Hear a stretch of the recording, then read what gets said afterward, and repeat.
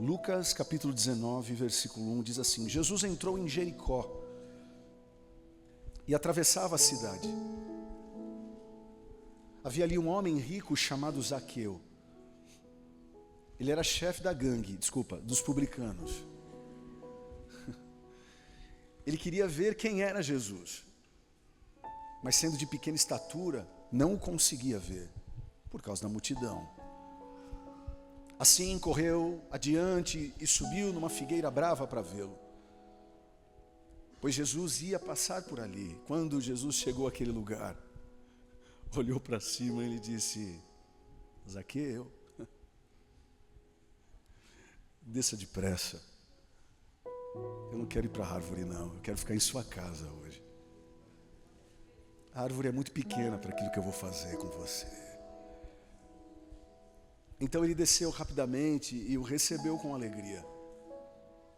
Todo o povo viu isso e começou a se queixar.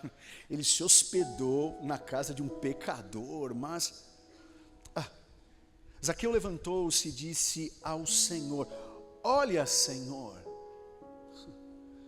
estou dando a metade dos meus bens aos pobres, e se de alguém extorquir alguma coisa, devolverei 4 vezes mais.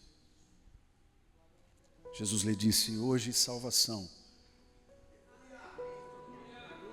houve nessa casa, porque esse homem também é filho de Abraão, pois o Filho do Homem veio buscar e salvar o que estava perdido. Seja na árvore, na varanda, numa depressão, seja numa crise de ansiedade, Ele te vê hoje. Ele te vê hoje. Ele te chama hoje. Ele te encontra hoje. Ele quer te visitar hoje. Pai, obrigado, Deus, pela Tua palavra, que só pela leitura já somos altamente abençoados por Ti. Que eu não atrapalhe esse texto, Deus, mas que eu seja um canal, um instrumento Teu, para que possamos de fato aprender um pouco mais com o Senhor, mas também com a postura de Zaqueu. Obrigado pela Tua igreja que lota esse auditório hoje. Obrigado, Jesus, por tudo que temos vivido como comunidade. Dias difíceis, dias de luta, mas também dias de vitória. Assim oramos, assim Te agradecemos. Amém, amém e amém. Podeis assentar. Muito obrigado, muito obrigado.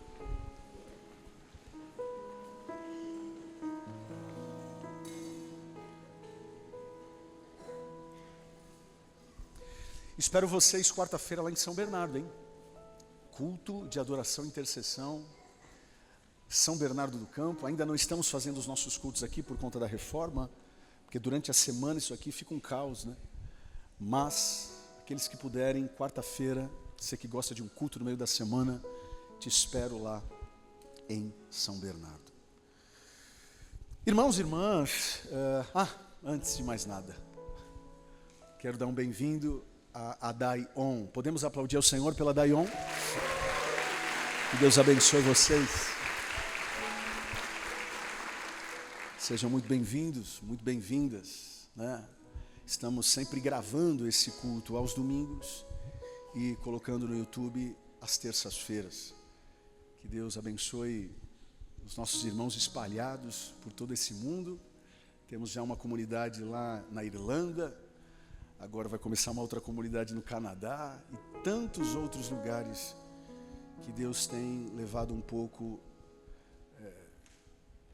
Deixa eu refazer minha frase. Deus tem levado pessoas e através dessas pessoas têm compartilhado um pouco do Evangelho.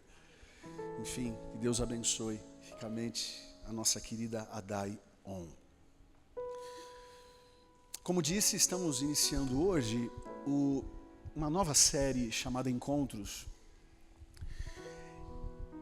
E Jesus, durante o seu ministério terreno, ele demonstrou um profundo prazer em promover encontros significativos com as pessoas. Gente como a gente. Sua compaixão, seu amor incondicional, levou Jesus a buscar aqueles que a religião não queria encontrar. marginalizados, excluídos, necessitados, com a proposta de oferecer cura, muitas vezes, cura espiritual, outras vezes cura emocional, outras vezes cura física, esperança. Uma das coisas mais bonitas em Jesus é que ele não se limitou a encontrar pessoas apenas dentro da igreja, muito pelo contrário. O prazer de Jesus era encontrar pessoas sujas, em ruas sujas, das cidades como no norte de Israel ou no sul, no caso aqui que nós lemos em Jericó. De pescadores simples a líderes religiosos, Jesus nunca fez acepção de pessoas, até porque hoje eu vou pregar sobre Zaqueu, um cara de muita grana em Jericó, mas versículos antes ele curou um cara de pouca grana em Jericó, que foi aquele cego de nascença. Jesus nunca fez acepção de pessoas e espero que a igreja de Jesus, eu, você, também nunca façamos, porque isso não tem a ver com Jesus. Coisa triste é quando nós tratamos alguém ou quando somos tratados de forma tão parcial, né? Jesus não tinha esse problema. Porque cá entre nós, né? Se Jesus quisesse muita riqueza, ele não sairia do céu. Então ele veio aqui mais do que resgatar um rico ou um pobre, ele veio resgatar a alma de uma pessoa perdida. Um coração que estava precisando de salvação. E às vezes eu tenho a sensação que a igreja evangélica às vezes se perde nisso, para não dizer na maioria das vezes. Na ânsia de querermos fazer bons templos, bons cultos e XYZ, a gente vai perdendo a ideia do que é ser igreja, porque uma verdadeira igreja não acontece de domingo, uma verdadeira igreja acontece entre um culto e outro. Os números mais importantes para mim, como pastor de uma igreja, não simplesmente se resumem a quantas pessoas frequentam um culto, mas quantas pessoas têm um grupo de conexão. Quantas pessoas estão estudando no college, quantas pessoas estão passando pelos nossos processos de batismo, de integração. Para mim, esses indicadores, eles revelam muito mais do que um encontro dominical, porque vir para a igreja de domingo, só não vem mesmo quem não entendeu quase nada. Porque ficar em casa num domingo, é porque realmente o evangelho, nem um abastecimento do evangelho faz sentido para a pessoa, ainda que eu respeite quem ache que um encontro como esse não é tão importante, né? E eu estou falando tudo isso porque essa história de Zaqueu, que é uma história que todo mundo conhece, e quando você prega um texto bíblico onde todo mundo conhece, é mais difícil de pregar. Porque eu, ao mesmo tempo que eu não posso inventar nada, ao mesmo tempo vocês já sabem o texto.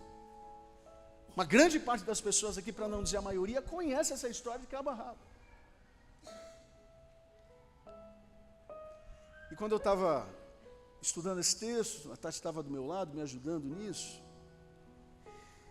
a gente começou a encontrar alguns detalhes que eu acho que vale a pena, se é que eu não vou falar nada novo, mas apenas reforçar, porque eu acredito que a palavra do Senhor, ela se renova. Você precisa reafirmar algumas verdades no seu coração a respeito desse texto. Quando eu percebo um homem com sede de subir numa árvore, para ele subir numa árvore, ele teve que descer muito o seu ego. Eu fico imaginando você lá na Avenida Paulista, todo engomado, todo riquinho, sabendo que Jesus ia passar lá, você sai correndo, sobe na primeira árvore, porque esse cara aqui, ele é um cara muito conhecido na cidade. E um dos primeiros obstáculos que eu encontro aqui é a questão da sua baixa estatura. Para o texto bíblico dar a ênfase que ele era baixo, é baixo. Com certeza a estatura dele era um pouco fora do padrão no sentido de ser baixo ou não. Mas o que eu encontro aqui é que apesar da sua limitação física, ele entendia que nenhum obstáculo físico poderia afastá-lo de algo que a grana dele, a profissão dele, a família dele não estava dando, ou não estavam dando. Como eu sempre digo aqui, tem gente que é tão pobre que só tem dinheiro. Tem gente que é tão pobre que só tem um bom emprego. Zaqueu, para mim, é o tipo do cara que é tão pobre, que só tem dinheiro, só deve ter uma casa boa. Então ele decide encontrar Jesus, porque de alguma forma, algo dentro dele o impulsionou, porque eu não sei se vocês sabem, Jesus está atravessando Jericó, e nessa travessia ele já está indo para Jerusalém, onde ele vai morrer. Então assim, ou é tudo, ou é nada. Eu não sei se Zaqueu tinha consciência disso, se alguém contou para ele, mas é o tipo de negócio, ou vai. Ou você aproveita subir na árvore agora, ou subir no drone, ou vai. Então ele está decidido a encontrar Jesus. Ele se ergue acima das suas limitações e transforma a sua pequena estatura, não no motivo, eu sou pequeno. Não, o que eu posso fazer com o pouco que tenho de maneira criativa? Porque para mim existem dois tipos de seres humanos. É aquele que entende as suas limitações e coloca isso de um jeito que o cara vive numa água de salsicha e não consegue sair dessa limitação. Outras pessoas sabem das suas limitações, e ainda bem que sabem, mas conseguem ressignificar de maneira criativa. E eu quero estar pregando aqui para pessoas que precisam ser mais criativas e parar de reclamar daquilo que você não tem e começar a valorizar aquilo que Deus já te deu. Que assim seja com a gente, que nenhuma limitação venha nos separar da presença de Deus, seja a nossa estatura, seja o nosso jeito de falar. Essa foi a desculpa de Moisés, mas eu não sei falar. Deus olha para ele e fala assim: ô cabeça de bagre, quem te deu a língua? Eu. Seja o local onde a gente cresceu, não, o bairro que eu nasci, seja a família que a gente nasceu. Ontem pela manhã eu estava... Eu acho tão bonito quando acontece isso. Teve um jovem, seus 29 anos, eu não vou falar o nome dele porque não há necessidade, mas um jovem mandou uma mensagem para mim já há algum tempo. Ele disse: pastor, eu tenho um sonho. Eu falei: qual que é? Tomar um café da manhã com você. Eu falei: eu não acredito nisso, então bora realizar esse sonho. E ontem estava eu e ele, ontem estava eu e ele na padaria. Eu até achava que ele ia, sei lá, John, ele ia meio que falar alguma coisa. Aí eu falei: o que eu posso te ajudar? Ele: pastor, eu falei, eu só quero conversar com você. E aí ficou aquele negócio: tá bom, vamos falar sobre o quê? Sobre time, sobre futebol, sobre Jesus, sobre Coca-Cola, o que você quer que eu fale? Não, pastor, deixa fluir, então vamos deixar fluir.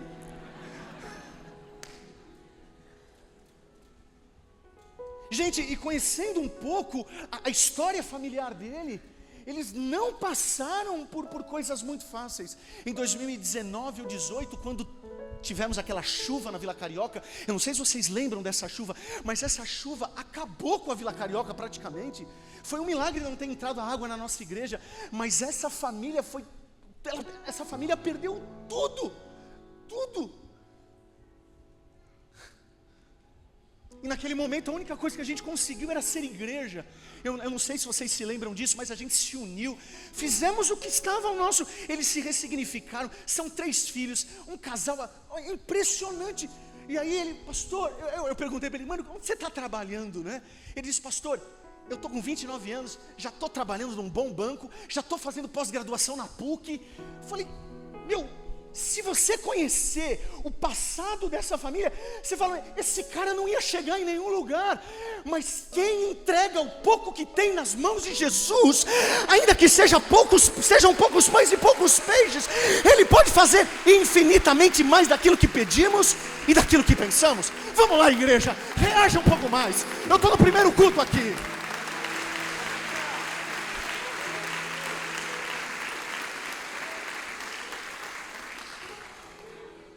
Seja qual for a nossa deficiência ou a nossa incapacidade, se colocarmos o pouco que temos em prática, é uma árvore. Eu estou de terno e gravata, os caras vão rir. Até porque o único problema, que afligia o tal do Zaqueu, na minha opinião, não era só apenas que ele era baixo.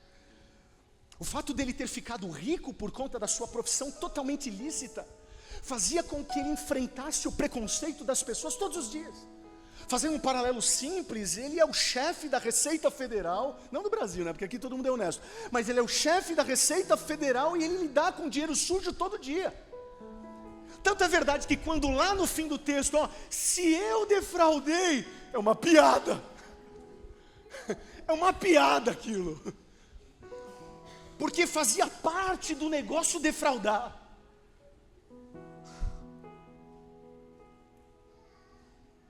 O fato dele ter ficado rico por conta da sua profissão fazia ele meio que um cara que não queria dar muito a cara bater, porque senão ele apanhava, ele morria. No entanto, a sua sede, por isso que eu falei a questão da fome e da sede. Todas as vezes que vocês vierem para a igreja, venham com sede, venham com fome. Obviamente, tem dias que a gente vem mais triste, isso faz sentido. Tem dias que a gente vem mais derrubado, mas na maioria das vezes, crie uma expectativa para aquilo que Deus pode fazer.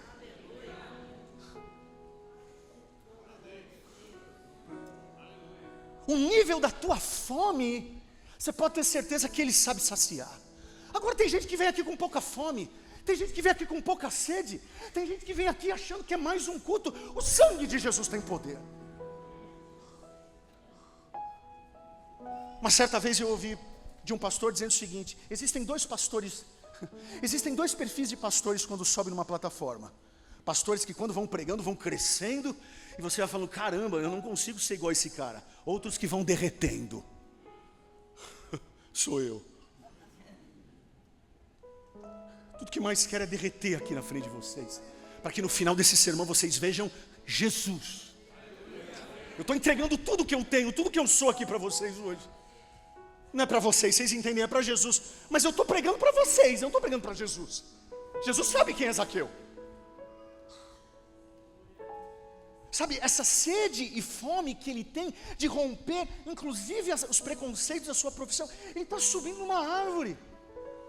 Isso aqui é ridículo para um cara do cacife que ele tem. Sabe, embora as vozes contrárias das pessoas possam ser dolorosas, elas não podem ter o poder de nos afastar de Deus. Até porque é Deus que nos ama incondicionalmente e nos aceita exatamente como somos, independente daquilo que a torcida vem dizer. Mas a voz do povo é a voz de Deus. Uma vírgula. Uma vírgula. Sabe por quê? Porque o povo dizia de Zaqueu, é pecador. Não dizia o nome dele, mas quando Jesus olha para ele, Jesus diz Zaqueu. Sabe qual é a tradução da palavra Zaqueu? Pasmem vocês, puro. Puro. Ele era filho de crente, você pode ter certeza. Ele era filho de Abraão. Ele perdeu o direito de ser filho de Abraão porque ele se tornou um publicano. Então ele sabe que ele está deserdado.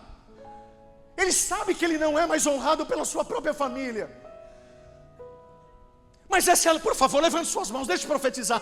Enquanto o mundo te vê como adúltero, enquanto o mundo te vê como um fornicador, enquanto o mundo te vê meio que vai e não vai, eis que assim diz o Senhor: eu te vejo como Fernando, eu te vejo como Zaqueu, eu te vejo como Maria. Ei, eu te vejo e te conheço, porque antes da tua mãe pensar em te ter um filho, eu já te conhecia pelo nome e sobrenome. Eu te formei, eu te formei, eu te formei de Zaqueu. Eu sei o teu nome. Você pode ser sujo para a sociedade, mas eu já te vejo como puro. Eu já te vejo como puro.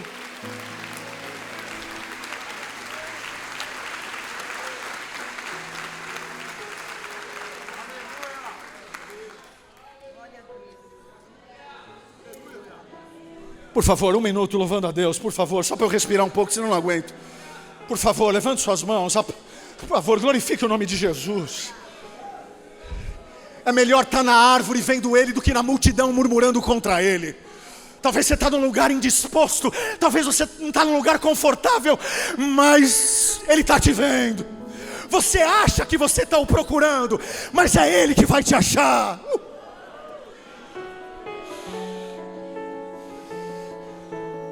Você acha que alguém te convidou para essa manhã? Na verdade foi ele que te empurrou. Você é uma dracma de valor. Você é uma ovelha de valor. Você é um filho de valor.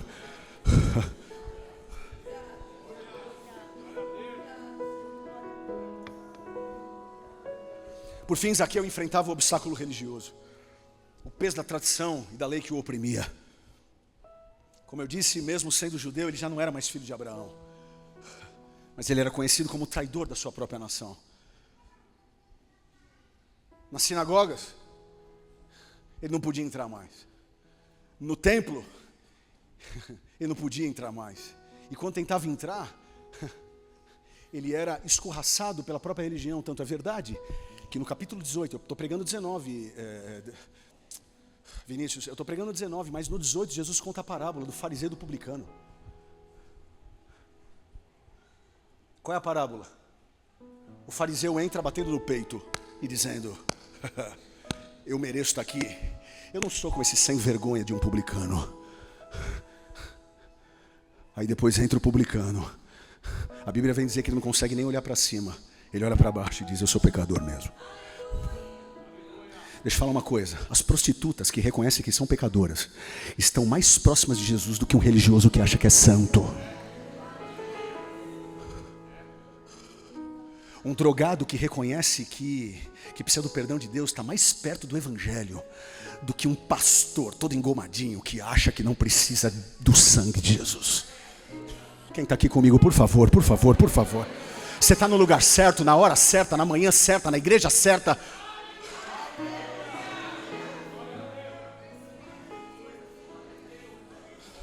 Zaqueu encontrou algo muito mais poderoso do que a correção da lei. Ele encontrou o amor eterno da graça. Ele não buscava mais a justiça dos homens, porque ele estaria lascado. Mas ele está encontrando agora a misericórdia de Deus. É como se a parábola do 18 encarnasse agora no capítulo 19. Por isso que eu amo Lucas. Lucas também é fenomenal. Lucas, ele é cirúrgico. E não é à toa que a Bíblia vem dizer que ele também era um médico. Sabe, gente, muitas vezes a religião é associada à aplicação rigorosa da lei e das tradições, impondo normas e regras que podem nos levar à condenação. No entanto, o Evangelho nos apresenta uma mensagem de esperança e salvação pela graça de Deus. Obrigado, Senhor, essa é a palavra mesmo. Obrigado, Senhor. Enquanto a religião pode nos julgar com base nas nossas falhas e pecados, o Evangelho nos lembra do amor eterno de Deus, que nos oferece perdão e redenção gratuitamente, independente daquilo que a gente fez, ainda que deserdados pela religião, como Zaqueu foi. Por meio da morte e ressurreição de Jesus Cristo, somos reconciliados com Deus, restaurados em sua graça, acolhidos em sua família, e temos o direito de dizer: Abba Pai, Abba Pai, Abba Pai. Paizinho amado, Paizinho querido. Eu amo Jesus. Mais um minuto, por favor. Mais um minuto. Mais um minuto. Quantos foram alcançados pela graça, por favor?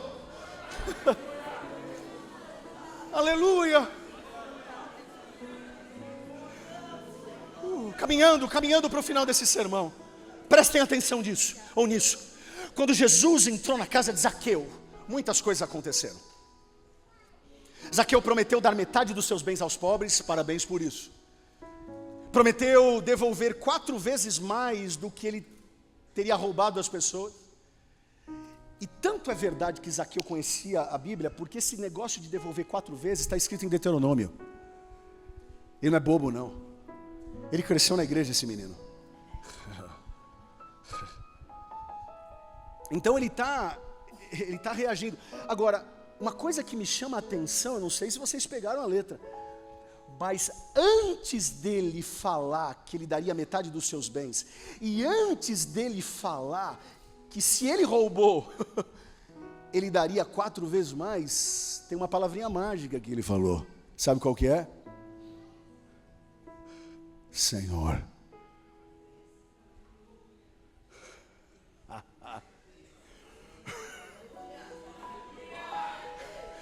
E tem cabeça de bagre que ainda defende a tese que esse texto ele flerta com a salvação pelas obras. É porque ele não leu o que ele falou antes das obras.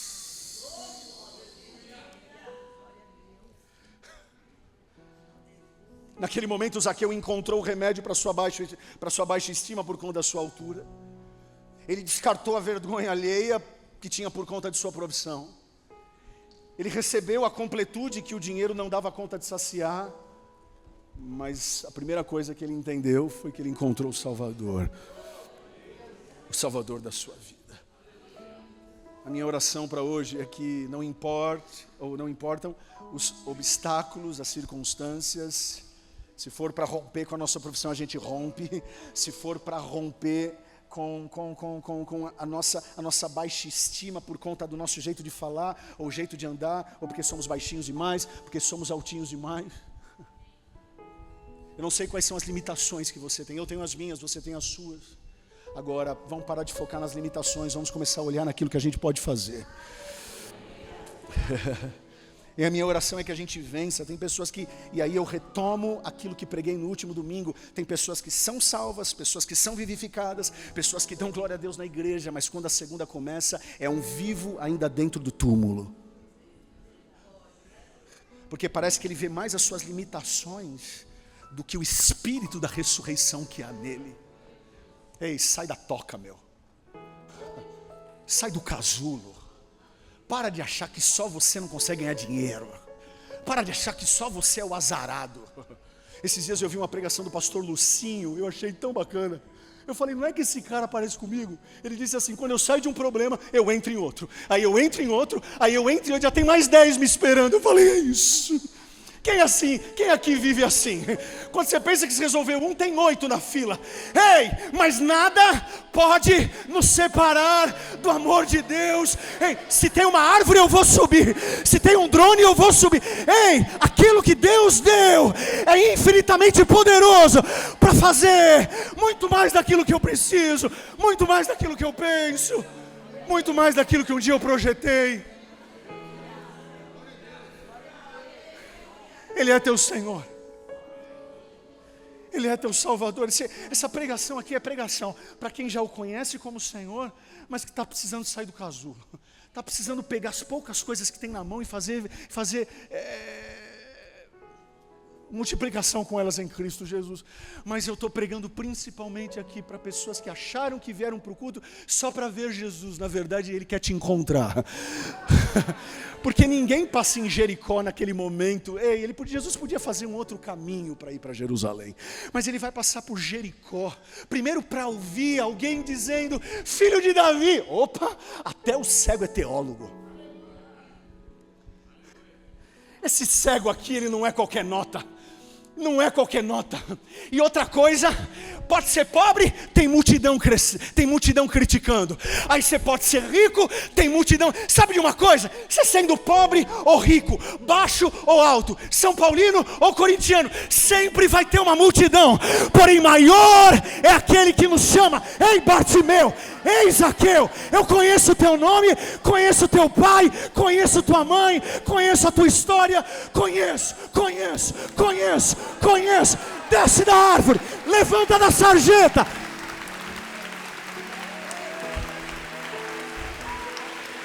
Ah!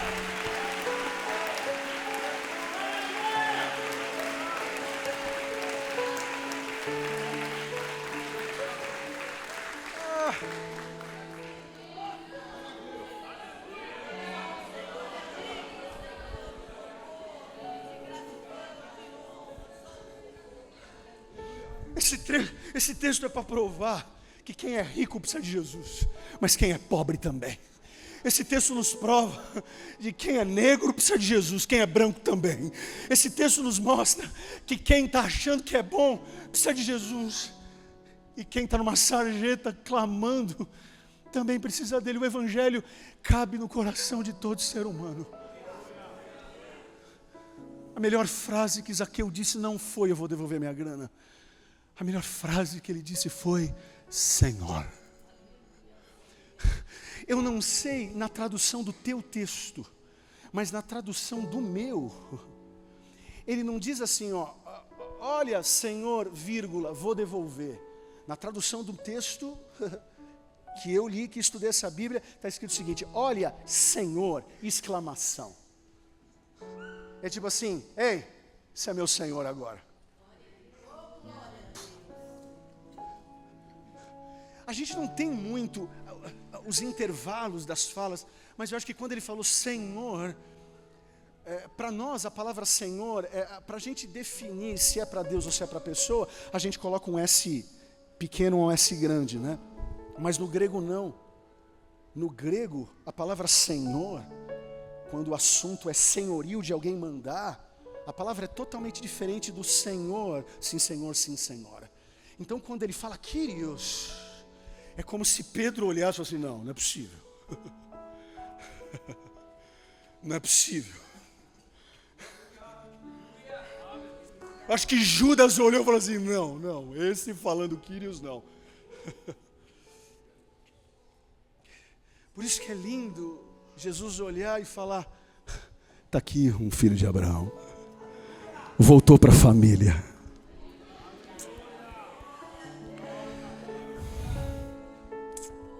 Por favor, igreja, vamos fechar esse sermão juntos.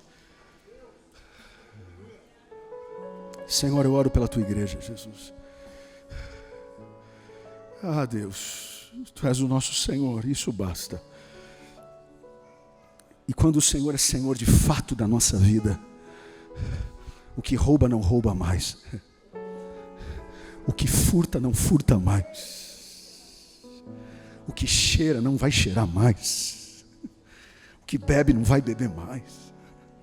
O que fornica não vai fornicar mais. E o que eu acho mais lindo nesse texto, Deus, é que em nenhum momento o Senhor deu lição de moral. A tua presença dentro da casa foi suficiente para ele dizer, Kyrios.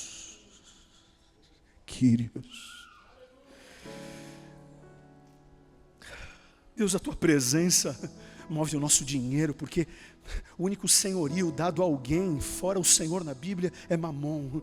Quando ele te chamou de Senhor, ele quebrou Mamon.